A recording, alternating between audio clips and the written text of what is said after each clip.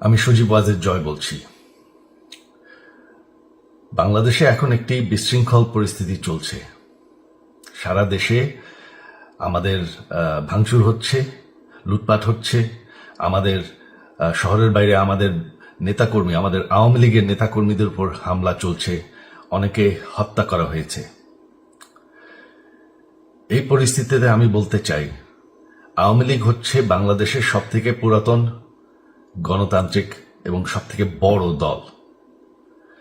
আওয়ামী লীগ কিন্তু মরে যায়নি। আওয়ামী লীগ এই দেশকে, বাংলাদেশকে স্বাধীন করেছে। আওয়ামী লীগকে শেষ করা সম্ভব না। আমরা বলেছিলাম যে আমার পরিবার আর রাজনীতি করবে না, তবে আমাদের নেতাকর্মীর উপর যেভাবে হামলা হচ্ছে, এই পরিস্থিতিতে আমরা হাল ছেড়ে দিতে পারি না।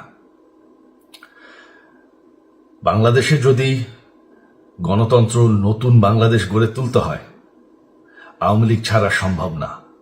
আওয়ামী লীগ হচ্ছে সব থেকে বড় দল। আওয়ামী লীগ কোথাও যাবে না, আওয়ামী লীগ শেষ হয়ে যাবে না। আওয়ামী লীগকে শেষ করা সম্ভব না।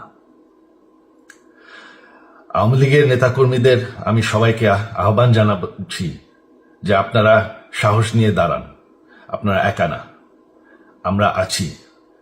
বঙ্গবন্ধুর পরিবার কোথাও যায়নি, আমরা আপনাদের সাথে আছি।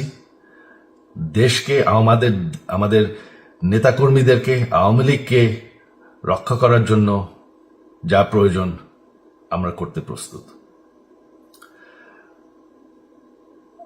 এই যে আমাদের বর্তমান যারাই আছে ক্ষমতায়, তাদেরকে আমি বলবো যে আমরাও একটি গণতান্ত্রিক, শৃঙ্খল, নিরাপদ বাংলাদেশ চাই, জঙ্গিবাদ মুক্ত। তার জন্য আমরা সবার সাথে আলোচনা করতে প্রস্তুত। শুধুমাত্র তারা যদি জঙ্গিবাদ এবং ভায়োলেন্স বাদ দেয়। শেখ হাসিনা মরে যাননি, আমরা কোথাও যাইনি। বাংলাদেশ আওয়ামী লীগ ছাড়া গণতন্ত্র, নির্বাচন সম্ভব না। এই বলে আমি আমার কথা শেষ করছি। জয় বাংলা।